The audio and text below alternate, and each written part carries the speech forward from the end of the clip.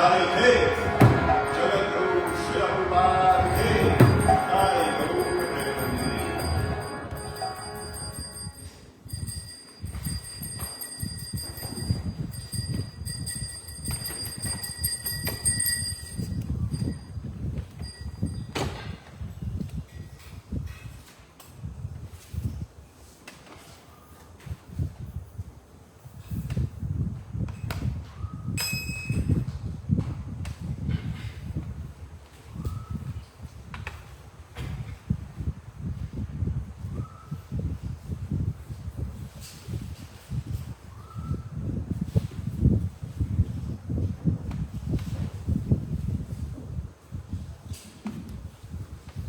Om Namo Bhagavate Vasudevaya.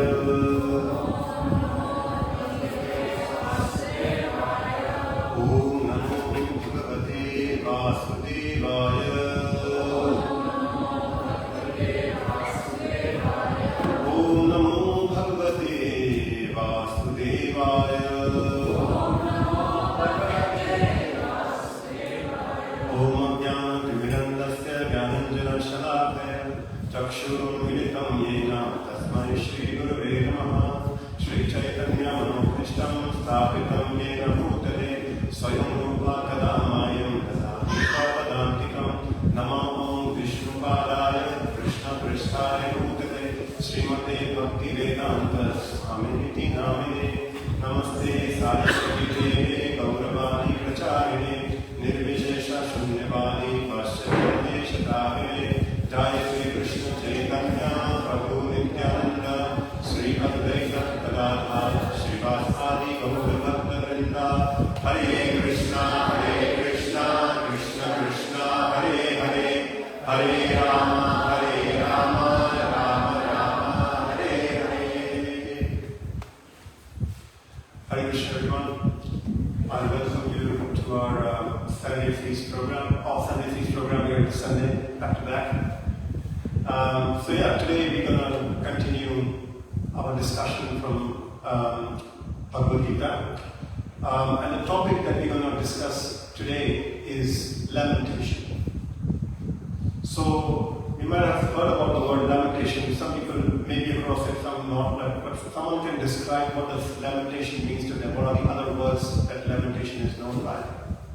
Would someone like to help me with some other words for lamentation?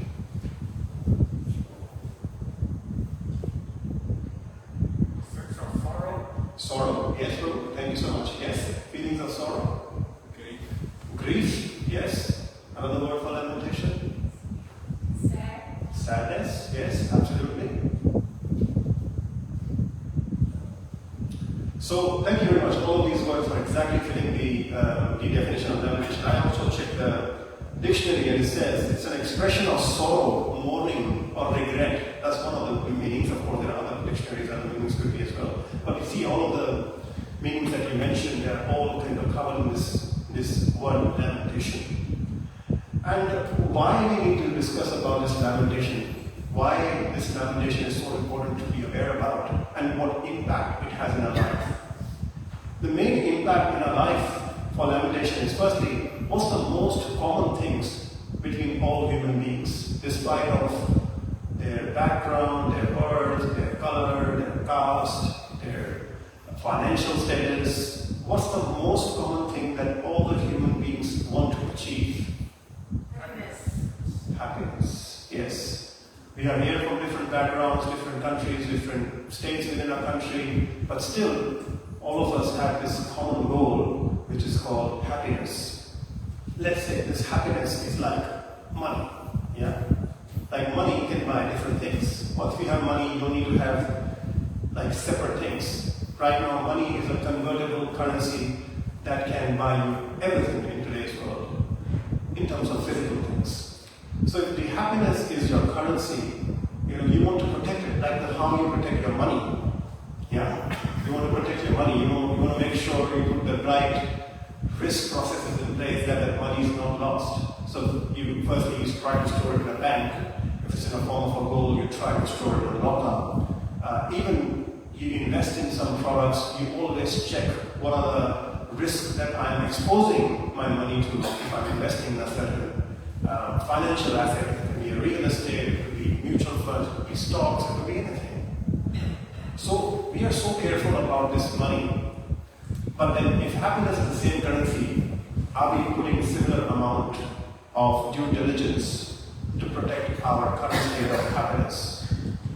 So what does this lamentation do? This lamentation is the thief that steals our happiness.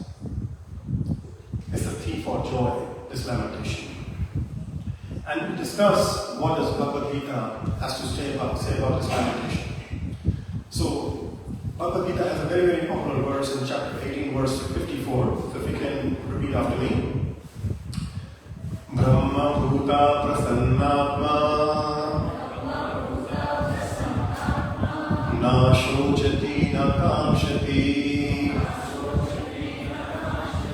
Samah Sarveshu Bhuteshu Madbhaktim Labate Param. So the translation of this verse as mentioned in Bhagavad Gita is one who is thus transcendently situated. One who is transcendently situated at once realizes Supreme Brahman. And then what happens? Once he is situated, one becomes joyful. And then in that joyful state, he never laments or desires to have anything. And then what happens? Then one is disposed equally towards each and every living entity. And in that state, he attains the pure devotional service to Krishna. So, one who is transcendently situated, once then they become joyful. Once they become joyful, they are self-satisfied. They are not affected by lamentation or any hankering or any desires. And once that happens, they look each and every living entity with an equal vision. So the question is, to do this, first we have to be self-satisfied. One has to be self-realized or self-realized to kind of attain this state. That was the first thing. One who is thus transcendently situated, that means one is self-realized. What does that self-realized mean? So that is explained in the previous verse to this verse, in which it explains that one who is self-realized, he has purified his intelligence. He can control his mind with determination. He gives up the objects of sense gratification. He is free from all the attachment and hatred. He can control his body, his mind, his power of speech. He is who is always in trance and who is detached. He is one who is free from false ego, false pride, false strength, anger, and acceptance of material things. He's free from false proprietorship and he's always peaceful. So that's a very long definition of one who is self-realized. When I read it, I said, okay, I'm far away from this. I think it's very difficult to come to this self-realized stage. So, but it says such a person is elevated to be in a position of self-realization. So here in this verse, Krishna is telling Arjuna the characteristics of someone who is very advanced on the path of self-realization. So, if one wants to render pure devotional service to Krishna, then one needs to be in the Brahma-Bhuta stage. And then this Brahma-Bhuta stage was described. I was just describing the qualities of that person. He's self-satisfied, doesn't have any hankering, things like that. So, Brahma-Bhuta stage is one who completely understands that first prerequisite is to come to that stage is we need to recognize the first thing, which is we are not the body, we are the spirit soul. We have a spiritual identity. We have a material identity. Okay, I am such person. I am born in such family. I am a father. I am a son. I am a husband. I am a manager. I am a business owner. So all these have material identities. But a self-realized person first needs to understand these are my material identities. These are identities of my body, which are temporary in nature. Why they are temporary in nature? Because this body is temporary in nature. When we were born, we never had these identities. When we will die, we will never have these identities. So, these temporary identities are just attached to my temporary body and I'm going to leave it. So one always never takes these external identities very seriously. Who takes temporary identity? It's like when we are going in a train station and when we're going in a train and there is a platform that came and we wanted to buy something but the train ran off and we missed buying something, something to eat. Do we lament for that? Do we jump off the train because we lost that opportunity to buy something? No, our goal is to reach the destination where the train is going. All these are external things. So we know, okay, one station is missed, another one will come. But my main goal is to reach my destination. Similarly, one who understands that he is the soul is not bewildered by these external identities. All these identities are very bewildering in nature. They create this kind of false ego in us that I am this person, I am that person. And then, consequently, we not only think I am this, I am that person, I want other person to think I am this, I am that person. And then I want the other person to think that I am good at being that person and appreciate me for that person. So we get more and more engrossed in this subtle false ego. But the self-realized person understands that I am a spirit soul, I have a spiritual identity, and I am not affected by what's happening to this body. I am eternal. So, and then once one understands that we have this spiritual nature, then the first symptom of that person is, as mentioned in today's verse, na sochati na kamshati. So one has no lamentation for the past, and one has no hankering for the future. Because whatever lamentation of the past, again, is going to be left with the body, and whatever desires we are having for the future, again, going to be left with the body. So one who knows he's a spirit soul, and he has been changing bodies eternally, and he's going to continue to change. So one is not affected by it. One doesn't lament the events in the past or hankers for things in the future. So the first quality we know if someone is at that stage, that one is aware about his spiritual identity, that one is completely satisfied, nasochati nakamshati status is, that person is able to be present in the current moment. He is able to experience the present moment. But generally, if we feel, and we all can be honest with ourselves, most people in the world, generally, our mind, our body, our desire, our consciousness are usually at multiple places at even one moment. We are not present. We are not even present right now. We are hearing this class, but somewhere a thought will come. Oh, I have to plan this for tomorrow. Oh, my kids need to do these activities. Or I have to look after these finances. I have to look after this health problem of mine or the family. So we are not 100% present at any moment, all of us. So that is a symptom of the self, that we are in the process of self-realization, yet not self-realized yet. But once we self-realize, they are able to be present in the current moment. And what happens if someone actually realizes they are a soul and somehow be able to be fully present in the current moment? The next symptom after nasochati nakamshati that happens with them is sama sarveshu bhuteshu. So sama means equal, sarveshu means all, and bhuteshu means all living entities. So one deals with all living entities equally. He doesn't try to distinguish or discriminate different living entities based on, again, as I said, their birth, the language they speak, the color of the skin they have, or the area they were born in, or the kind of financial status they have. So one is bewildered by such external differences. And he doesn't differentiate and doesn't discriminate with people. He treats everyone equally because he understands himself. Being a spiritual spark, being a spirit soul, he understands the other living entities are also spirit souls in their respective material bodies. So he becomes Sama Sarveshu Bhuteshu. So he is equal, he treats each of them, each of the living entities equally. And Srila Prabhupada used to mention very nice analogy on this one. So we all heard of the United Nations. So Srila Prabhupada used to mention to his disciples that they claim themselves to be United Nations, but whenever I pass their office, I see the number of flags is always increasing. Which is kind of a contradiction. If you are United Nations, there should be just one flag, but actually they are just different individual nations trying to form a group to do something. So they are not actually United Nations, they are just trying to be united in nature. It's actually the complete opposite. There are different nations with their different agendas trying to influence a different outcome, and that's why they have formed this group.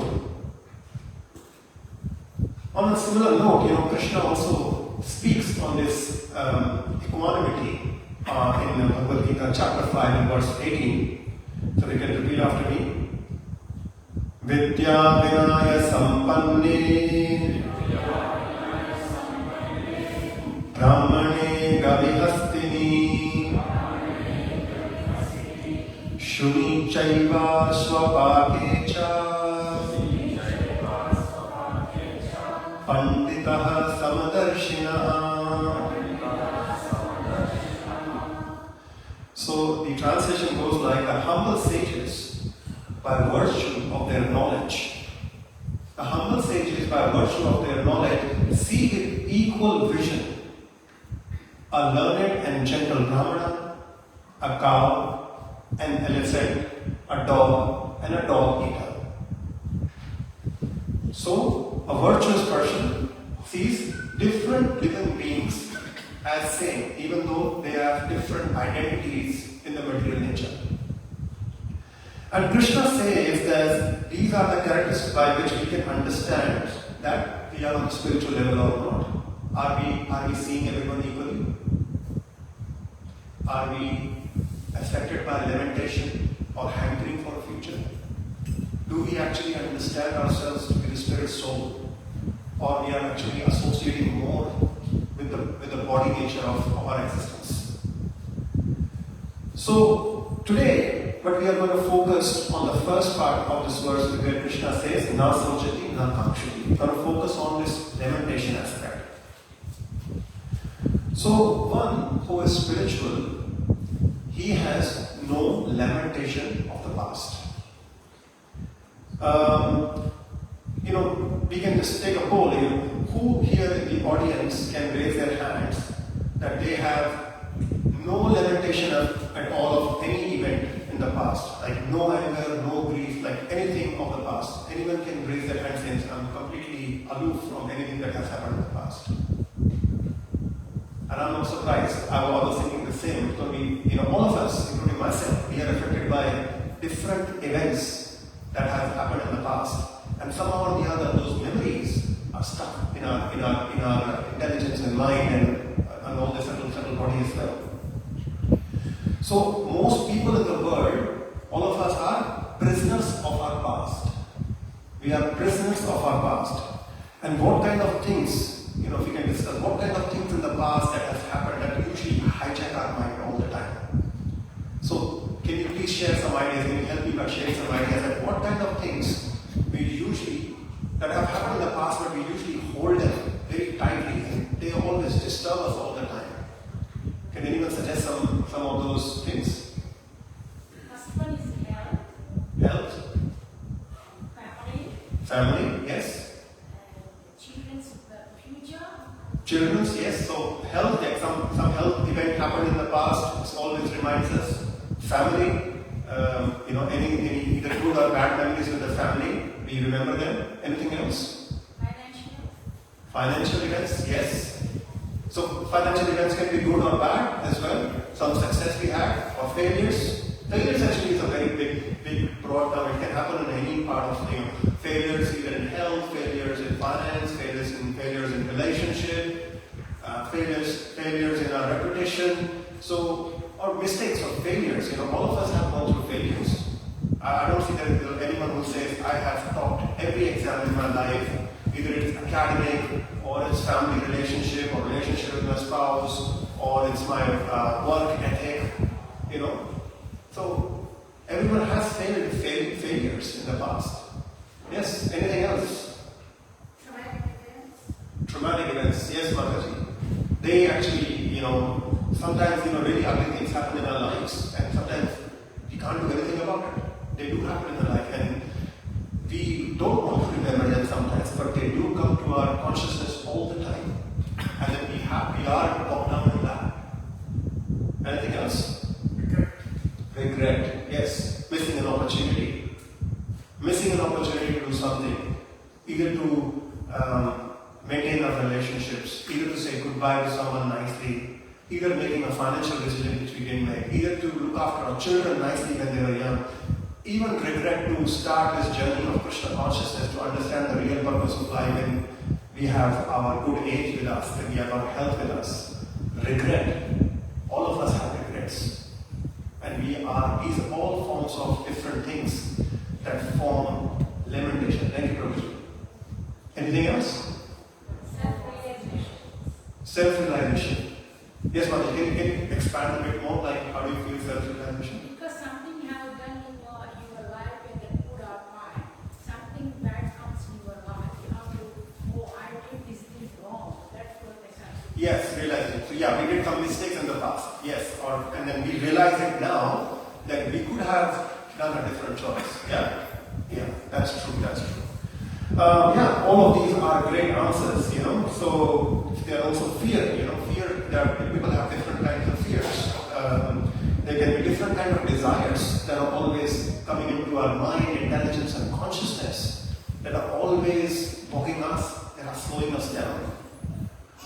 So, you know, sometimes people say, we meet new people and we say, okay, you've come here. So there are two people here, there are atheists and there are theists. So atheists don't believe in God. So when they say they don't have time to discuss about God or to understand the message of God, to understand the purpose of life, to understand the purpose of this human life, we understand that, you know, because they are atheists. They are more often than inclined to follow the atheistic philosophy, which is God doesn't exist, you know. So we understand their point of view. But then there are people who says, yes, I do believe in God. Yes, I do believe the purpose of life is to develop love for God. Yes, I do believe the purpose of life is to render service to the Lord and His devotees. I understand that truly because I've seen that in other people, in other advanced spiritual beings. That's what they do, and I know that's the path I need to follow. But I don't have time. I don't have time to do this. I need to look after my family. I need to look after my health. I need to look after my country. I need to look after my occupation. I need to look after. If I'm not there, the world will fall over. That's why, because I don't have time, although I know what you're saying is true, this message of Bhagavad Gita is true, I still don't have time. But in reality, one of the reasons people don't have time, because so much of their mind is invested in this lamentation, which is worrying about the past, and also hankering, hankering about the future, what's going to happen. And actually, if you observe your mind, how much different thoughts come to our mind in a single day, which are related to our past or hankering to the future, and you accumulate them, what you will realize, that's a very significant part of our time that is spent in just lamentation and hankering, not doing the actual work, not doing the things we are saying we need time for. It's actually spent because we are the prisoners of our past or the hankering of the future. Most of the time is spent. This is completely useless time because we're worrying we're not doing anything. We're just getting a victim of these past memories, fears, regrets, or mistakes, all sorts of things. Yeah? So, sometimes, so if we want to move forward in our life, we have to stop looking back. If we have to move forward in our life, we have to stop looking back. And, it's not just the bad memories. Mind is so tricky. Sometimes it actually binds us in the good memories as well. What is the English word of remembering something good that has happened in the past? It's a very popular word. It's called nostalgia. They have even romanticized that word. Oh, nostalgia. Those were the days. That was the time when I was at my prime. Yeah? So, something has happened, I've seen examples, people say, a lot of here people are originally from India, and we say, oh, I came to this country, 20 years back, or 15 years back, or 30 years back. At that time, there was no traffic, there was no pollution, everything was so nice, everything was close by. The neighbors were very good, people used to talk to each other. Everything was very cheap, nothing was expensive, everything was affordable, everyone was happy, but gone are the days. It will not happen anymore. So, something which was positive in the past and not positive now, we have been managed to even waste time even thinking about that and being sad about that. Somehow or the other. Nostalgia. So, this is how the mind tricks us. So, therefore, we never allow ourselves to experience the new beauty of life. But when we are in this nostalgia or in this lamentation, what's happening is we are not experiencing the present. We are not experiencing the air we are breathing. We are not experiencing this earth which is holding us. We are not experiencing the opportunity I have to make a contribution either to my life or to someone's life. Because I'm lost in this phantasmagoria of past, either good or bad, or hankering of the future.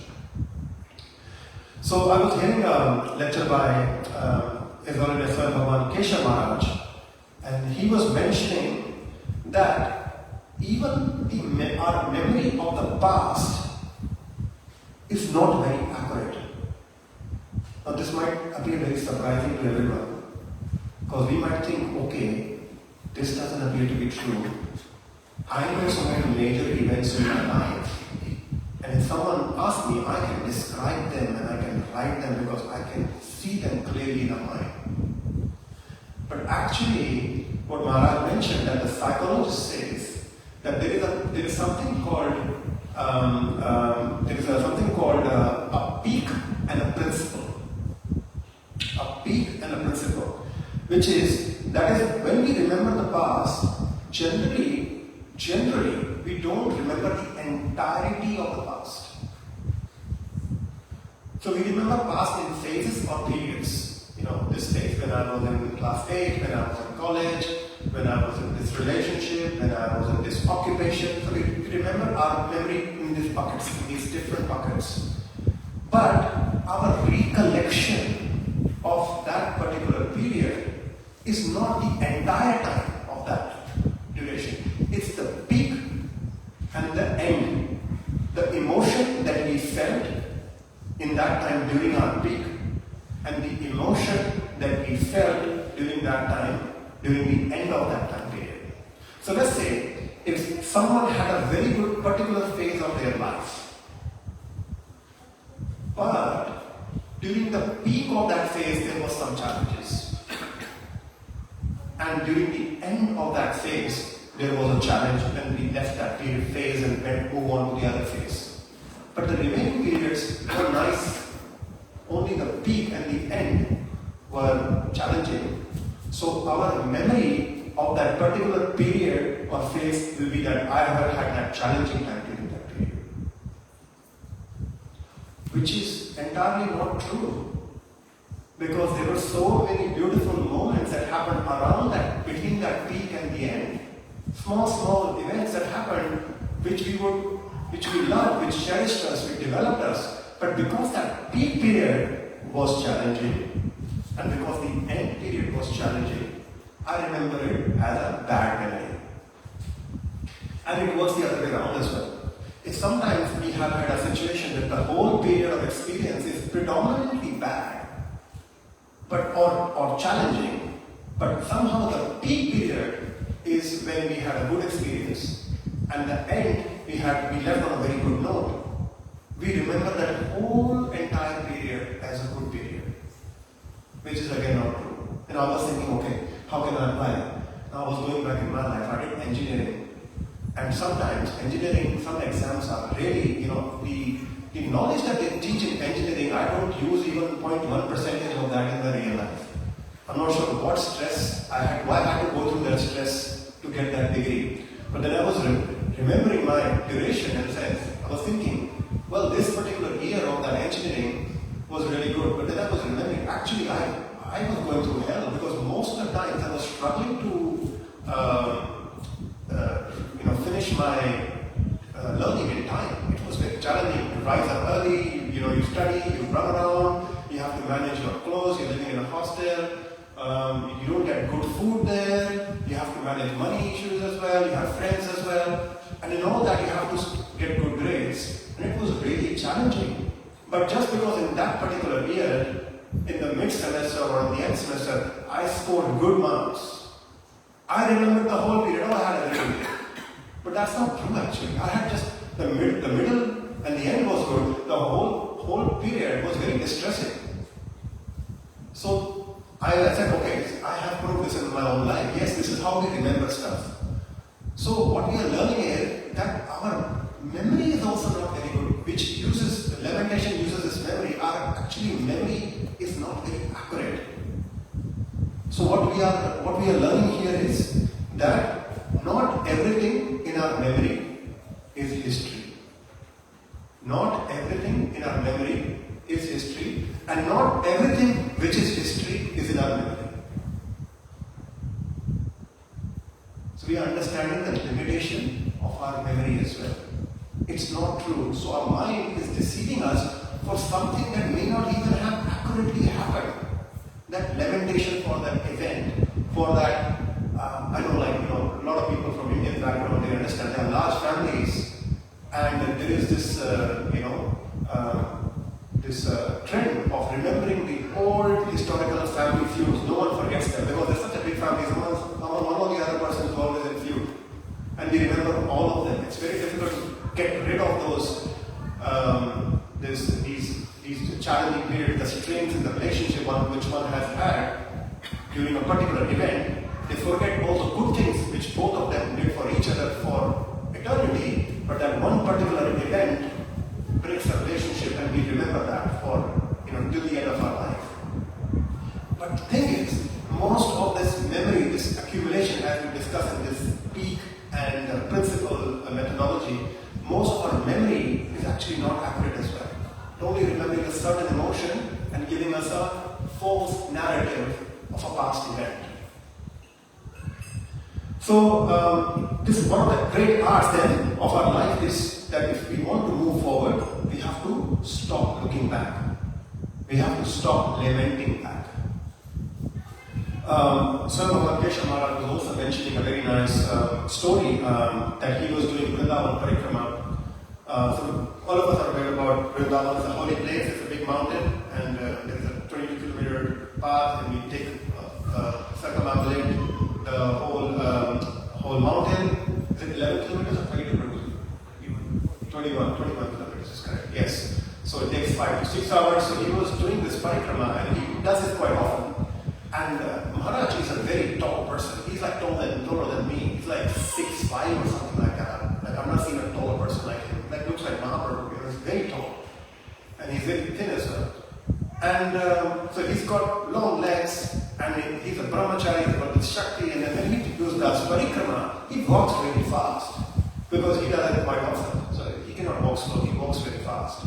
And once he was doing this parikrama, and he was mentioning this story that usually, of course, not all the time, it's generally speaking, the Bengalis are usually not very, they're not a very high height. They are normally average heighted people. And he saw a Bengali person was coming from behind, and he was roughly half of his height. He was very short. And then, in no time, he observed that Bengali person just, passed through completely, like flew off, and he overtook him.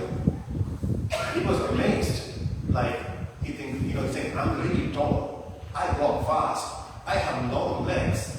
And this Bengali person has just overtaken me, and he just flew past me. So he was thinking in his mind, he's sharing very candidly that actually I thought, I'm going to catch up to him. So he started walking fast, like a race. So he was walking fast. So when he started walking fast, he realized that the Bengali person actually is even further disappearing in forward. So he's even going further away, and he couldn't believe it. And then Maharaj mentioned that actually at one point of time, I was literally running in the parikrama, trying to catch this Bengali person. And the Bengali person completely went away, and then he was never able to catch him. And then he stopped, and he was thinking, okay, what Krishna is trying to teach me here. And then when he reached the finishing of the parikrama, he saw that Bengali person was having a coconut water. He was just relaxing, and he was watching Maharaj, and he was smiling at Maharaj. And Maharaj was feeling embarrassed. And then he was thinking, should I say sorry to him because I was trying to race with him? And no, I should not disturb him, I just leave him. But the moral of the story is that the lesson is that if you don't look back, you run faster and you reach your goal faster. So that Bengali person was not competing with anyone, he was just moving forward. So that's a lesson we can learn, that not look backwards. If anyone mind takes us, just snap out of it. This is a trick.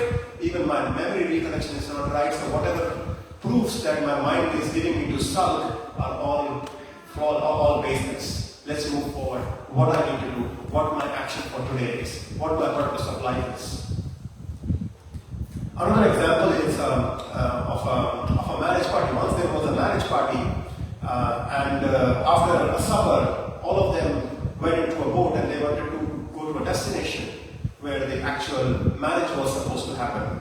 And they were thinking, yes, they had a good supper, they had a good time, it was nice weather, the breeze was flowing. Because of the breeze, they could hear the water all the time, water moving with the breeze. And they went to the boat, it was night time, and they were resting, and they all fell asleep, and the boatman was rowing, and they think, okay, it's perfect night, tomorrow we're going to be at the other end of the shore, and we're going to be attending that wedding that we are going for. But when they got up in the morning, they just realized that they have not moved a single inch. The boat was still there. Why? Because even though the boatman was rowing, he never lifted the anchor from the shore. The anchor was always there. So our past limitation, our hankering, our material hankerings are like these anchors that we have put on the shore, which is stopping us to going from where we are supposed to go, which is to develop love for Krishna, which is to understand who we are, who Krishna is, what's our relationship with Him, what's our relationship with the devotees. This anchor of desires and limitation is stopping us. We have to lift this up. Otherwise, even material success is not possible. Forget about spiritual success. So Maharaj said, yes, we cannot look back, but we have eyes. Someone can say, oh, we have to look somewhere. We have to look somewhere. We have eyes. We cannot just close our eyes. Because thoughts come. Thoughts come. We cannot look back, but how do I distract my mind from? So Maharaj gave very good options. So he said, first we look up. We look up. And then we look within. And after that, we look forward and around. So, this is what Krishna is teaching us now, so that we don't lament. Whatever is happening has happened. So instead of looking back, we need to first look up. Who we need to look up to? We need to look up to Krishna. Look up and understand that this is not a normal person. This Lord here, or Lord, is not a normal person. He is Suhrida Sarva Bhutana.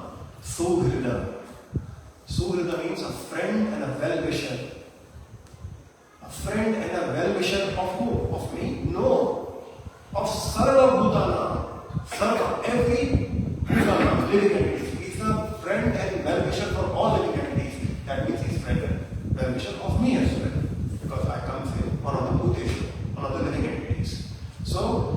not an ordinary person, he's a friend and a well-wisher, and he's Ishvara, he's Param Ishvara, he's the supreme controller. There are different controllers. We are controllers of our immediate surrounding, our house, our area of occupation. There are other controllers, like there are counselors who are controlling the council. There are state controllers, like the chief minister, they are controlling the state. And there are country controllers, then there are world controllers, there are universe controllers. But then Krishna is the Ishvara. Krishna is the Param Ishvara. He is the controllers of all control. He is the controller of prime controller of all controllers.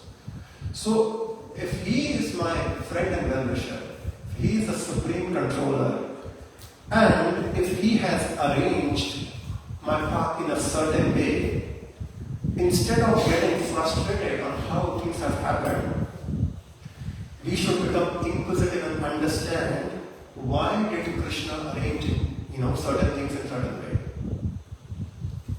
Instead of thinking that what has happened to me, we should think about what Krishna is trying to teach me. As Maharaj was when someone go to Maharaj, after what Maharaj realized, what Krishna is trying to teach me here. So events will happen in our life, because some of these are reactions which are bound to happen. Some of these are desires which we had in the past, which are fructifying now. We don't remember them. But that doesn't mean that they will not fructify. We have the desires, we have the credit, they will encash. And similarly, the reaction, the karma we did had a reaction, it will manifest, good or bad. So, if we know Krishna is our friend and well-wisher, if he is the supreme controller, so instead of thinking why he did it up to me, we should think of what he is trying to teach me. So it is not that everything happened in our life is good. I'm not saying that. It is not that everything that happens in our life is good. Some things are generally bad, some things are terrible. No one should go through them. But it doesn't mean that something good cannot come out of it. One can take learning out of even a bad event. Of course, we can take learning out of a good event as well. But even with a bad event, we can take some learning out. Therefore, when we look up and understand Krishna is in control, then instead of looking back and lamenting, we can look up to Krishna and realize, yes, he has engineered my life in a certain way. And whatever his arrangements are, I can always move forward and rise higher from those situations. Because now I'm no more in a victim mentality. Why this happened to me? I'm trying to understand, Krishna is trying to do something like this. I don't know now, but eventually I'll realize. I'm not sure if it happened to you, something major happened in your life, and you look back a few years down the line and say, that's why Lord did it that way. Now it's making sense. Because we can't see in future. Krishna can see. So second thing that we need to do is look. First was look up to Krishna. Second thing is look within. So Krishna says, where you are doesn't mean that you will be there always. So Krishna has the supreme will. But because we are his part and parcels, we are his spiritual spark. He's the whole, we are the part. We also have some will, which is called our free will. It's a minute will, but we do have a free will. And we have the power to create our future using that free will, doing the right choices. So when we look within, we understand that we have a free will. This means that we have the power to change our story. We can decide my story doesn't end here. I can change it. We have the power to create new ways of life. So yes, some doors close, but then we always have to look within. That Krishna has given me this free will. What are the new doors? What are the new doors that have opened? So no matter, sometimes whatever the past has been, the soul has a power to create a different future for itself. And Krishna never interferes with the free will. Sometimes people say, God is very powerful. I have nothing in my control. Well, if God was powerful and everyone wants to be loved, Lord also wants to be loved. If Lord is supremely powerful, why can't just Lord with his magic make everyone love him? He could have done that. And he can do that actually. But he doesn't do that. Because love is free. Love is done out of choice. It's done out of free will. Love is never enforced. So that's a very prime example that because we don't have love for Krishna, that means he's allowing us to do whatever we want because we want to go away from him. okay, I'll make arrangement for you. There you go. Go on this material body, this body. It's fine. But whenever you're ready, I'm waiting for you. You have the free will to come back to me. So we have this free will to decide our future. So it is said that the demigods have a consciousness of bhoga or enjoyment. The demigods, the devatas, have a consciousness of bhoga. The animals have the consciousness of bhaya or fear. They are usually operating out of fear. If you don't believe me, try to see like a pigeon or a parrot eat something. They eat, but then they look what danger is coming. So they are on the platform of bhaya. And the human beings are always in this consciousness of shoga or lamentation. Lamentation about the past or hankering about the future, not being in the present. So what does first thing Krishna says to Arjuna in 2.11? That you are speaking these learned words, you are mourning for what is not worthy of grief. Those who are wise lament neither for the living nor for the dead. Those who are wise lament neither for the living nor for the dead. Why? Because the soul is eternally living. As my Guru Maharaj used to say, the soul is always living. And the body was always dead, it never lived. The body was always dead. It's because of the presence of the soul, the body is alive. As soon as the soul leaves, the body is dead. So it never lives. So what are we lamenting for? So Krishna starts the message of Bhagavad Gita. Bhagavad Gita, the most important scripture in this universe that is helping us progress in our consciousness. All of us believe that. The first thing that Krishna speaks to Arjuna is, do not lament. So in the most important book, the first message Krishna is giving, do not lament, and must be of very importance. Yeah? We need to understand that is the most important thing. Do not lament. And then, how does Krishna ends the Bhagavad Gita? Sarva dharma parityaja mamekam sharanam vraja aham sarva bhakavyo mokshishyami ma suchaha. So Krishna says, abandon all variety of religions and just surrender to me. I shall deliver you from all the sinful reactions, and then last, do not fear. So ma suchaha. The sucha means fear. It also means lamentation or worrying.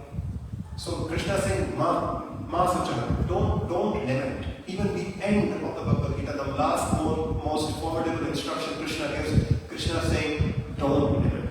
So that's how not lamenting is so important. So the third thing is to look forward and around. We discussed about the two things. First thing was, look up to Krishna, because he is the Suvrtam Sarva Bhutana and he is the supreme controller. Whatever he has done the best that needs to be done for us to make our go one step forward. So we trust his plan. We understand. We try to take learnings of what has happened in the past. Some of our challenges in life tells us about previous karmas, unfortunately. For all of us, I'm saying. They tell us about what's happening, so we can improve our karma going forward. Yeah. Similarly, then the next step Krishna says is look inside, within. That means having this belief that Krishna has given me this free will. Even if what has happened till now, I can choose. I have a choice to make. Like when we're going in class 10, we have a choice. We can go towards commerce, go towards science, go towards arts. If in this material subject, we get choices. This is our understanding of our existence in this creation. We have a choice to become an animal life in next life. We have a choice to become a bird life or a fish life based on our choices. Or we can go back to Godhead and serve Him in His eternal abode. It's our choice. But we need to start desiring, Krishna, please help me make the right choice. I want to serve you personally. I want to serve your devotees. So the third thing is to look forward and around. So that means identifying all the opportunities in front of us. So if Krishna closes one door, look what are the other doors which are open for me. What is Krishna trying? Which other door Krishna is trying to send me to? Because if we take that door, the future will be so much brighter than what we would have ever fathomed for ourselves. We just need to look for that. And then if we continue to make right choices, look forward, then our life will move forward in a very beautiful way. And we can realize the true potential of this human form of life and attain the true goal, which is love for Krishna. So I'll stop here and ask everyone if they have any questions, any comments, or realizations to share. Hare Krishna.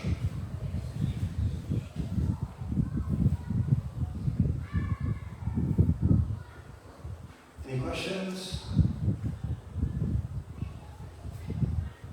Who all will try to not lament from now onwards? Please raise your hands. Are other people enjoying lamentation? Still some nectar left? That's okay. There will be a time. Thank you so much for coming today. Bhagavad Gita ki, Jai Krishna Prabhupada ki, Jai.